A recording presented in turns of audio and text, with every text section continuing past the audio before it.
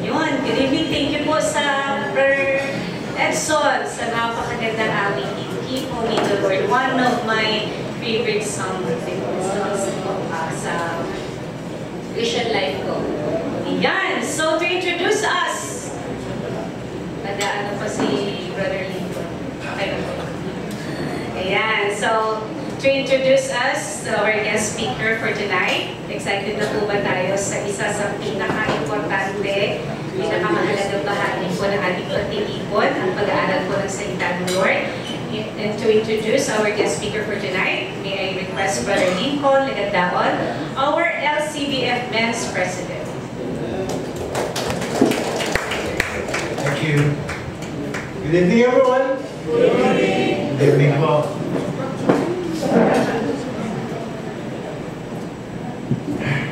Sarap ng food. To introduce our guest speaker for tonight, he is a senior pastor of Faith Baptist Church.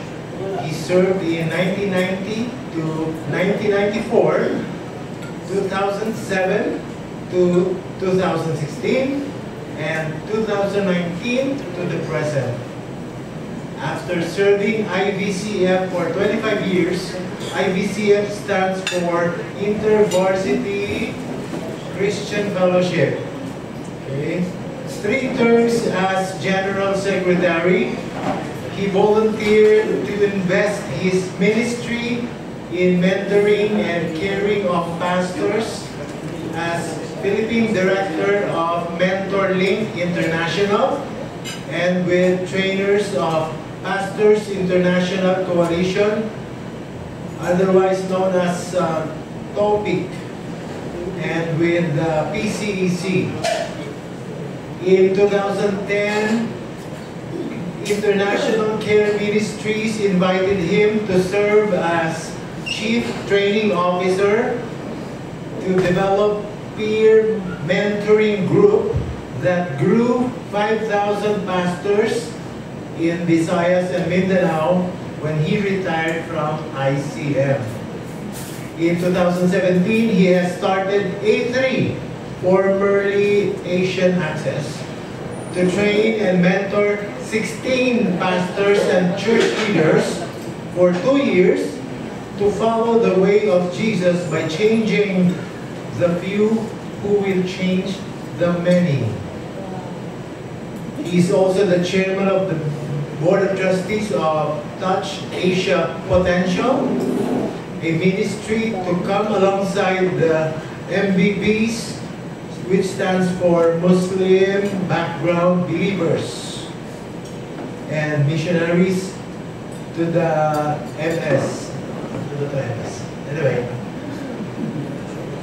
he's married to Mercy Moldez, who also served as IVCF staff and training directress. She also served as school principal in several schools and Christian education directress of Faith Baptist Church from 1990 to 1994.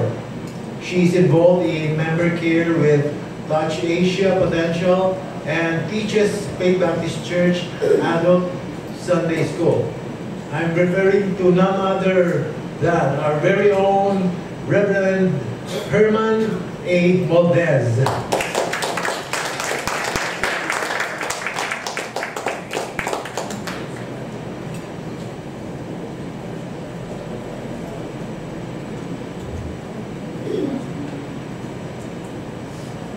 Kala ko boxing eh.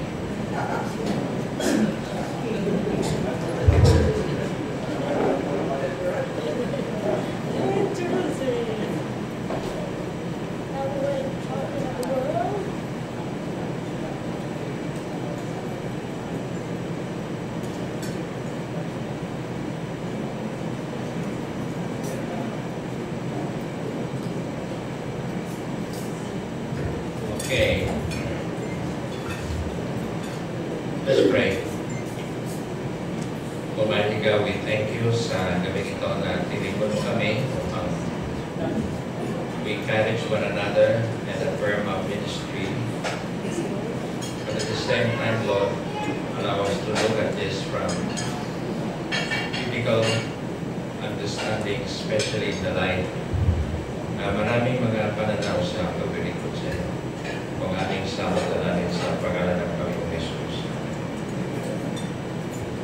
Napakaganda po sa salamat sa pangunguna ng ating binata.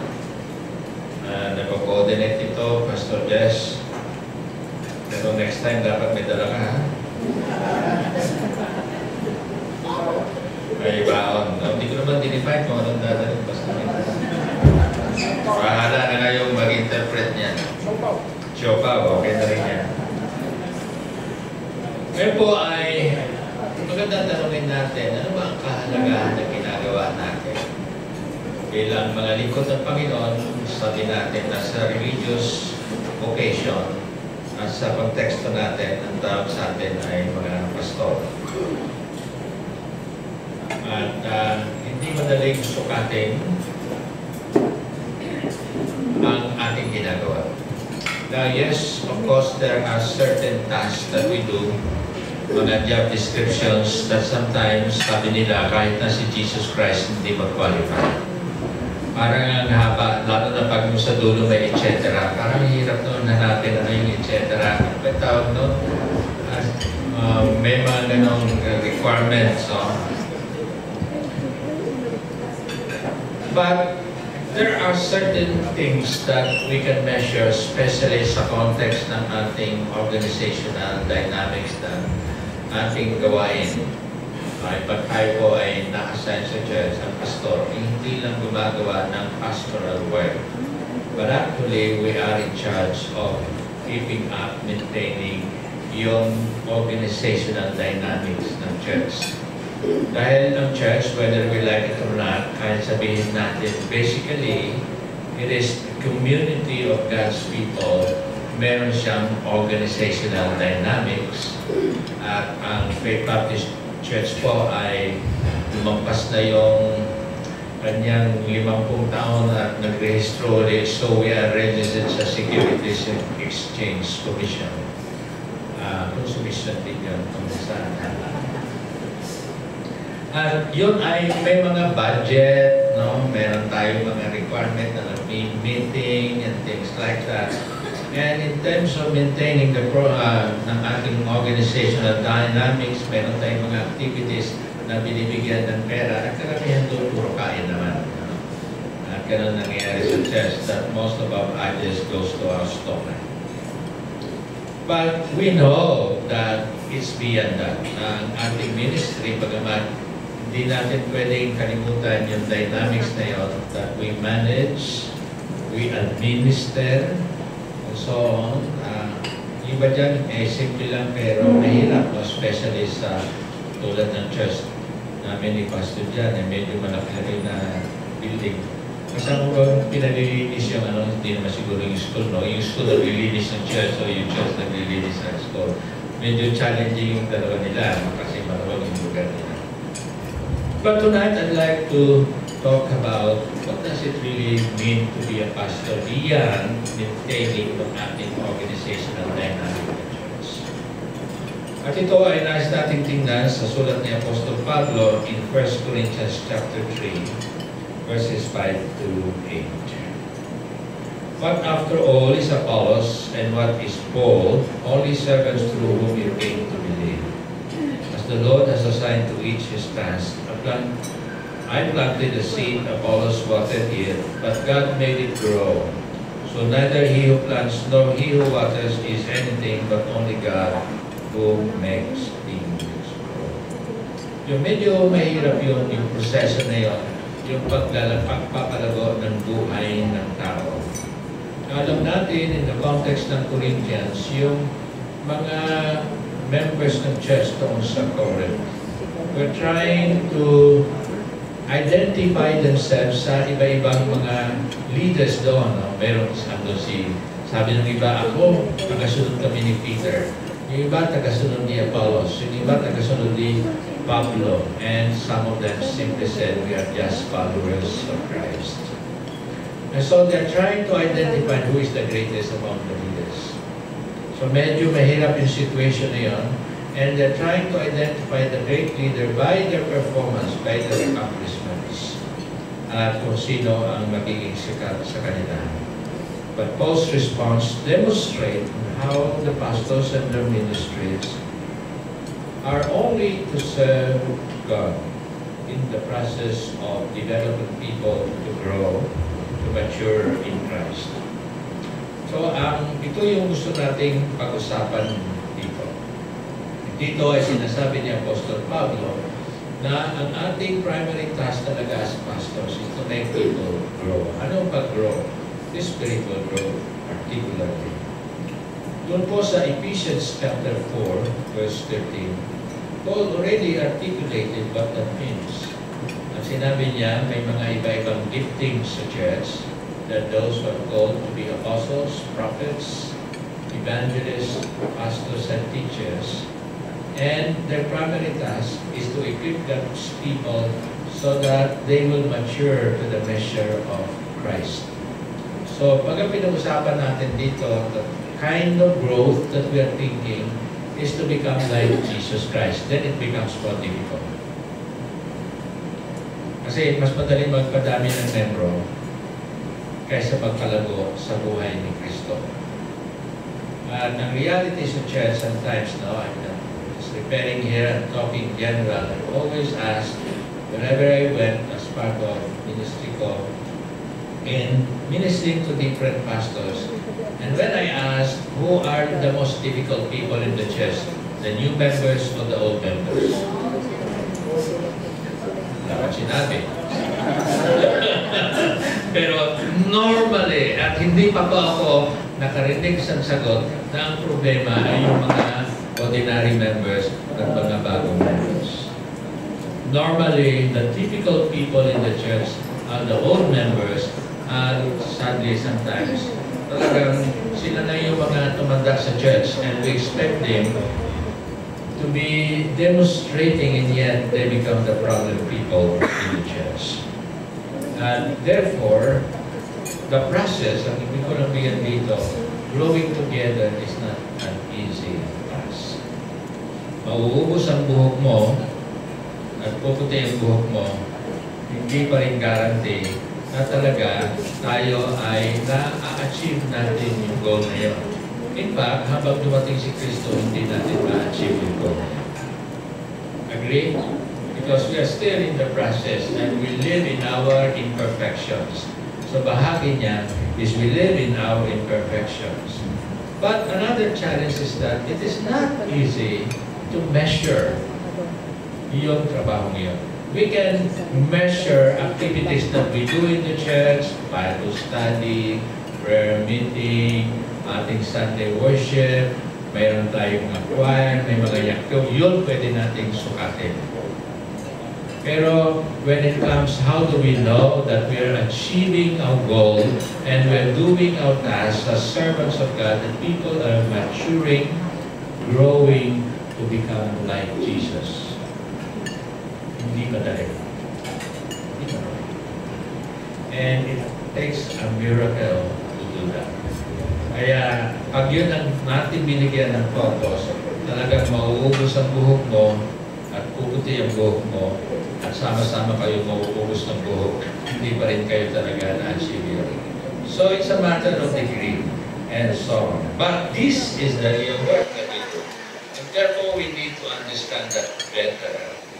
So that despite of the difficulty, we find meaning and we will not give up in this difficult task.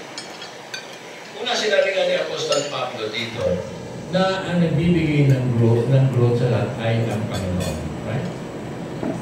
That si Paul, ang kanyang responsibility as an evangelist is to plant the seed.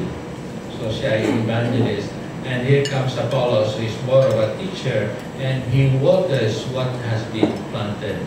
Pero sabi niya in verse 7, so neither he who plants nor he who waters is anything, but only God who makes things grow. So ultimately, yung pag-plant, yung pag-share ng gospel, which we can do, is a visible act. So So, yung pag-Bible study, visible act yun, nakikita natin. At yung pagpapalo up, pag-encourage, pag-visitate, they can be measured and we see them. But the growth of the gospel in the life ng mga tao, hindi natin nakikita. At hindi rin natin pwedeng sukatin. Kahit na 30 taon na siya nakikinig sa message natin sa sermon every Sunday, hindi pa rin guarantee na yung mga punla na yun ay tumutubo at nag-bear fruit. That's another story.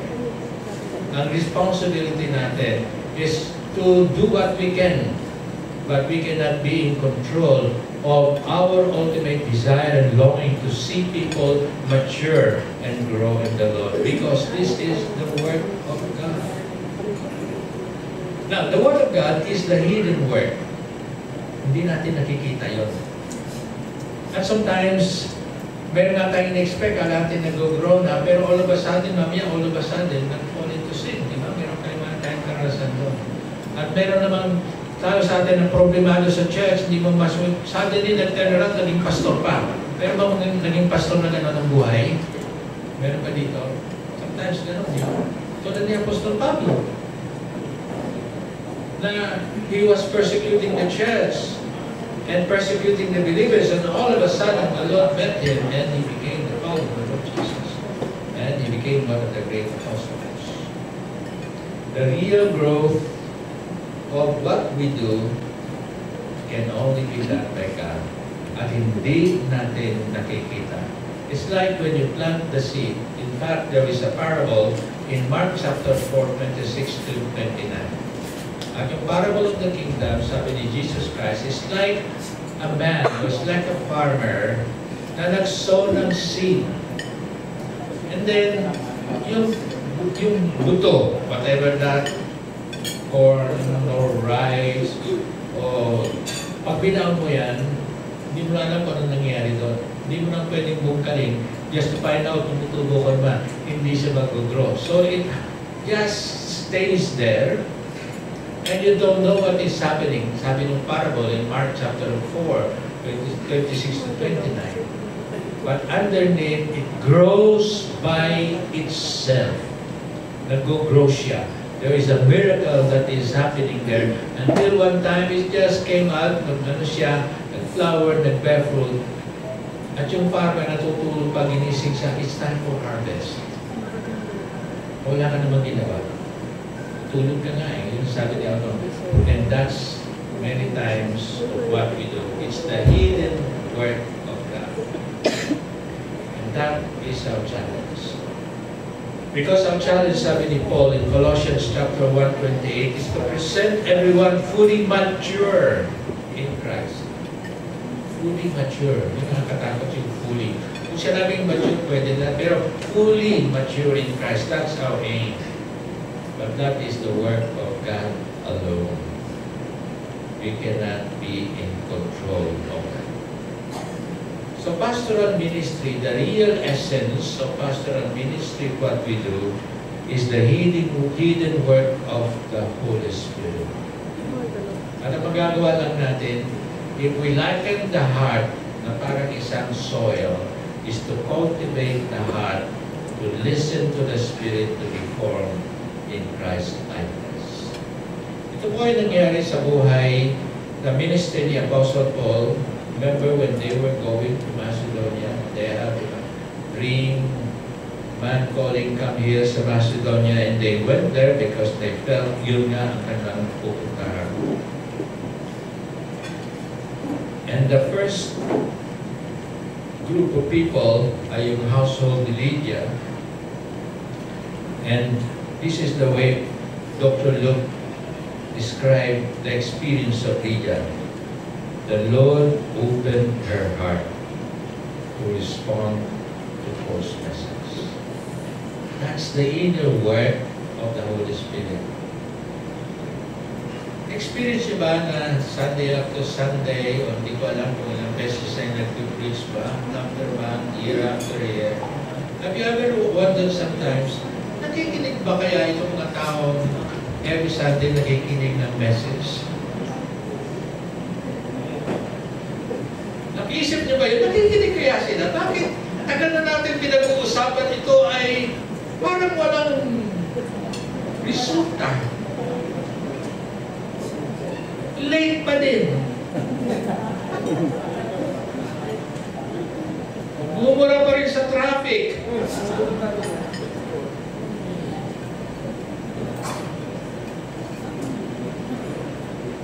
Then suddenly, na hospital, biglang nag-change. Di ba? Ganun eh, kailangan mo ma-hospital bago mag-change. That's the most conducive place for the Spirit to work in the heart of people. They become responsive. But, you know, there are different reasons. We cannot really be in control. Ang role lang natin, sabi nga niya, is just keep walking, keep planting, keep preaching, keep praying. But as far as the change, bahala talaga si Lord yan. Wala tayong magagawa doon. We just need to be faithful. And most of the things that happens in the real transformation of people is the hidden work of God. Now, why is this important? Kasi, kung hindi mo alam yan, mag-give up ka talaga kaagad. Very frustrating. In other words, what I'm trying to say, huwag natin agawin, huwag natin gawin yung gawain ng Lord. Ang gawain lang natin, just be faithful to preach, to pray, kung ano bang pinagagawa sa atin, kung paano sila mag-change, ay talaga work ng Holy Spirit. Now, iba namang usapan ko yung council, hinahanap sa atin na magbago. Di ba, minsan, puntahan mo nga yan, bisitahin mo nga yan para mag-change. Yung anong konti lang, kausapin mo nga, para ba pag kinasok mo magbabago? Hindi, di ba? Pag may problema, dali nga yan sa Sunday School. At pag nga nagka-problema yung mga anak na, sino ba Sunday School teacher nito?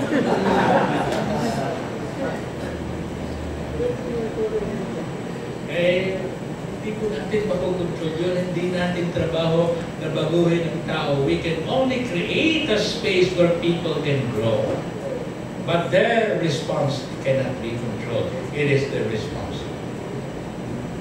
Kaya, kung alam natin po yun, kailangan din yung ating trabaho as watering,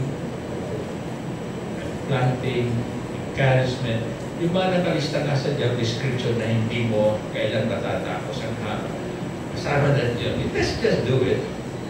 But, kahit anong husay mo mag-preach, kahit na anong tiyaga mo, unless people are really convicted by God, there's nothing that can be. So let's just be faithful. But tayo frustrate because sometimes we set our own expectation. Ang expectation natin, dapat ganito yan, no? Wala, mapaprustrate ka lang. Dahil hindi ganun mangyayari. Dapat, alam niya na yan kasi ilang beses niya na pinag-aralan sa Sunday School yan eh. Eh kaso nagkakaroon tayo ng amnesia talaga pagdating sa mga bagay na yan. So, let's put that in our mind. Secondly, it's not just the hidden work of God. Here Paul is saying that we as pastors must become humble workers of God. Now, as I've said, itong mga Corinthians, gusto nilang kilalanin ang mga leaders natin. They are superstars. At kaya nga sabi ni Apostle Paul, no, we are not superstars. We are not celebrity people, we are only servants. At binigyan po sila, sabi niya, we were given or assigned to specific tasks to plant and water the seed. But no matter how good we are in evangelism, in planting the seed, no matter how good we are in preaching, in watering the seed, they're all irrelevant. Because only God, as again, makes the growth. Only God is important. So, wala pong simple yung ating pagpapagalingan, mas mahusay na pastor si ganyan, because sa totoo lang, kung nag-grow yun, it's because God is doing it. It has nothing to do with us. We are all irrelevant. Over time, ministers of God are given titles and positions. Kakaroon na tayo ng nakakatakot na mga title na reverend.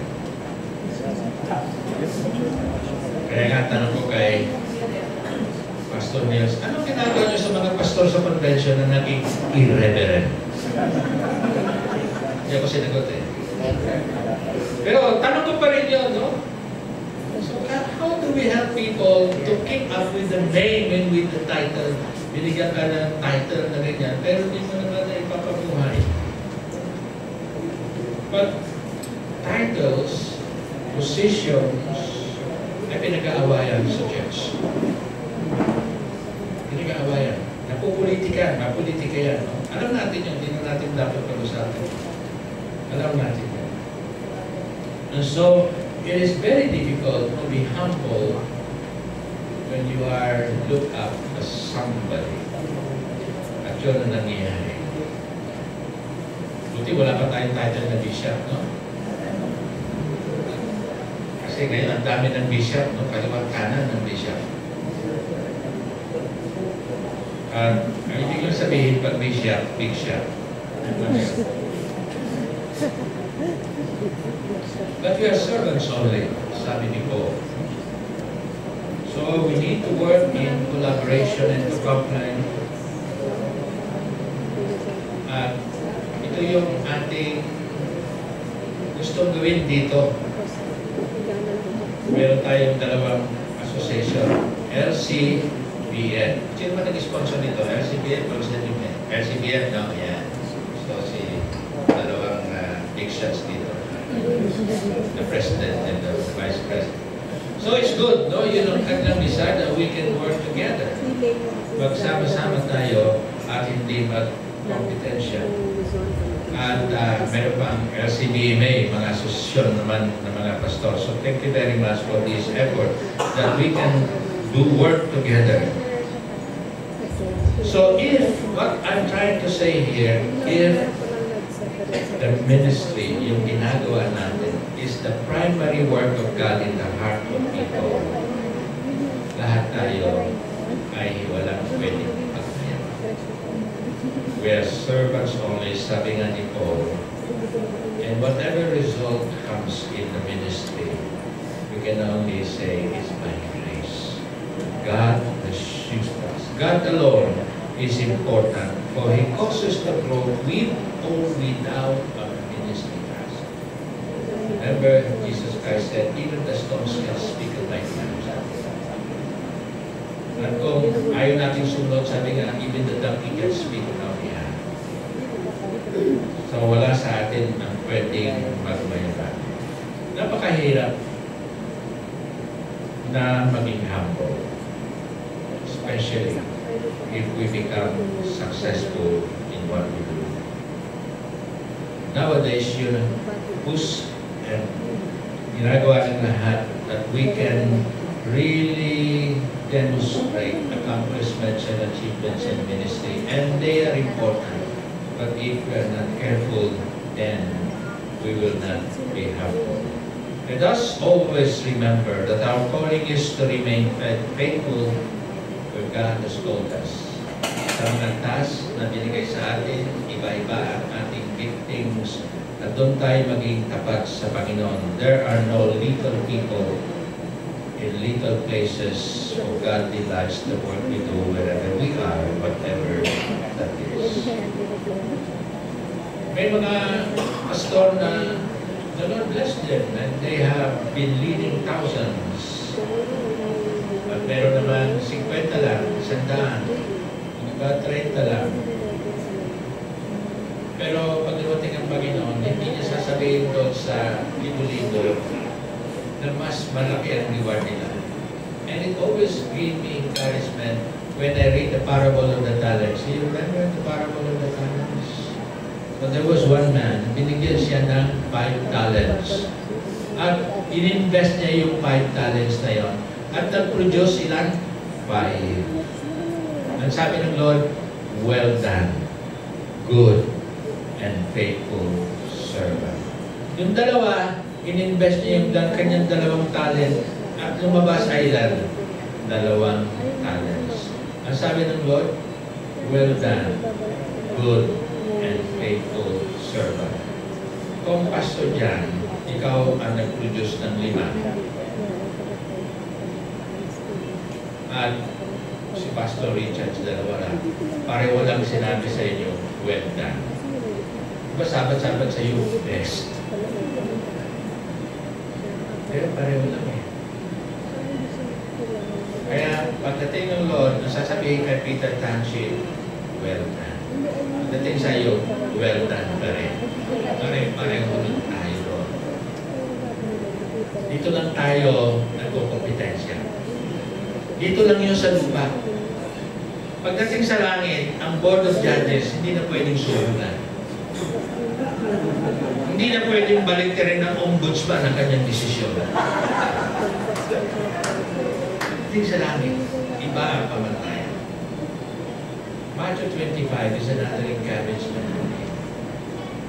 You know, when God invited the ship to enter in His right place, right hand, sabi niya, I have been hungry, you gave me food. I was thirsty and you gave me water. I was naked and you gave me clothes to wear. I was in prison and restored me. Sabi nila, look at them yun. They could not even remember. Bakit? Sabi nito, when you did that to me, you actually, when you did that to the little people, you did it to me. Now, I was looking, Lord, bakit wala yung bago study? Hindi napansin, walang bago study doon. Walang preaching doon. Wala tayo doon. The Lord notices the little works of love. Nakakala natin, hindi reward. But when we reach heaven, those little things, I think those people did not even know that what they were doing, the Lord will bless them. Kaya, pagdating natin sa langit, maraming surprises talaga. We will be surprised. Nakakala natin tayo kukuha ng reward, wala pala. Because we were doing those things just for ourselves. So whatever we're doing, let us hope in working for God. Because here it says, even if everything, every work is done by God Himself, our little work and our assignment will be rewarded also. At sabi ni Pablo, the man who plants and the man who waters have one purpose, and each will be rewarded according to his own labor. According to his own labor. The Lord will recognize our input, not so much on the output. Kasi ang output, sino may responsibility? Si Lord lang. He alone causes the growth. Our responsibility is to be faithful in our task, yung effort, yung input. Because the growth, the output, we cannot control. When it comes to real spiritual growth, hindi natin makukontrol yun. What we can control is watering and planting, preaching and doing Bible study, o yung mga responsibilities that we can control. But the expectation of the growth ay hindi natin makukontrol. One thing is good. God will reward everything that we do. Because many of the things that we do, nakikita ni Lord, pero hindi nakikita ng karamihan ng members ng church. Hindi naman nakikita yung mga ginagawa natin. Of course, marami rin blackball, di ba? So, marami rin. Totoo rin yun. Pero, the things like, when you're praying, hindi ka na pupunta sa church. Punta kayo dito, magpipray ko para makita niyo. When you're studying to prepare yourself sermon, you're doing it in the privacy of your life. When you are visiting or calling people just to encourage, tatlong oras kayo nag-uusap. Yun ang pinakamahirap. May na kayo kausap, tatlong oras na kayo nag-uusap sa telepono, paikot-ikot pa rin kayo.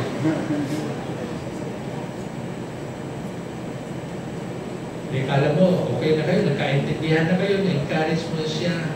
Next week, tatawag siya, yung pa rin ang pinag-uusapan nyo. Encourage ka naman, basaga ka, pastor ka, nakikinig ka. Okay, nag-pray na kayo, okay na siya, no? Next week, tatawag, yung pa rin yung problema niya, yung pa rin yung sasabihin niya. And that's the life. Dahil there are many problems, so wala talagang solusyon. Madaling sabihin kung anong gagawin, pero pag gagawin mo na hindi, talagang babalik at babalik yun. And that is what pastoral work is. And this is something that is surprising. In my experience, and I'm sure you have your experiences, there are turnaround in the life of people na sometimes hindi mo alam, mayroon ka palang contribution mo. Nakausap mo lang siya habang kayo nagkakape. Hindi mo alam that God is really working in the life of this person because that's the right moment. I have those experiences. God will reward all these things. Yung ating mga leaders facilitate our love gift or whatever, or pay or salary, whatever, they don't see everything that we do. God sees it. Even the little thing that we do, the prayer that we do, ang sabi nga ni Paul ultimately, all our labor in the Lord will not be vain. I think I can say this because I have been in the ministry for the last 52 years. Maraming pains, maraming loneliness. There are experiences of rejection, but that is only one thing. And the other thing, there are many joys, there are many wonderful experiences that I would say I will not exchange. I am trained to be an accountant. But I think the Lord has given me so much blessings and opportunities because I've been serving the Lord. And it's a joy. And if there is one thing that will last now, just recently reflecting, ano mo talaga ang nagbibigay ng reward now? Hindi yung target. Ang reward mo ngayon is the joy ministry. The friends that you develop along the way. Naging kaibigan. Of course, may mga kaaway ka din. Hindi mawawala yun. Meron ka rin mga ganun. But you develop friends. You develop family. You experience being blessed. You experience being good. Because this is what it means to be church. So, nawa po, kahit anong mga challenges natin, anong mga difficulties natin, ay tuloy lang tayo because the Lord will reward. No matter what we do, no matter how small it is, God will reward. Salamat po sa inyo.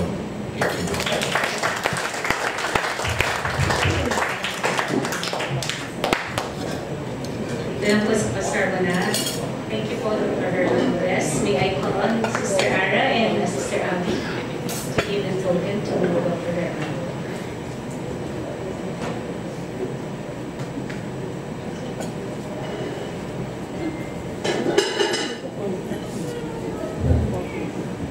And thank you, Pastor, for Dr. Herman A. Moldes for your wonderful and inspiring message. So before I dito, basahin ko lang po muna yung ating certificate. The San Convention Baptist Fellowship Certificate of Appreciation. This certificate is presented to Dr. Herman A. Moldes. With heartfelt gratitude, we honor your invaluable knowledge and inspiring life as you supported our Pastor's Appreciation Celebration. Your intentional, profound sharing of the Word of God has directly and meaningfully enriched the personal and ministerial lives of the pastors of the LCBF, strengthening their spiritual foundation, renewing their pastoral vision, and equipping them to better serve their congregation. The certificate is confirmed on the 27th day of October 2025 at Faith Baptist Church, Social Hall, Quezon City. Signed by LCBF President, Engineer Bentley Bilbar, and Area Coordinating Minister, Pastor Jessere I. Horas.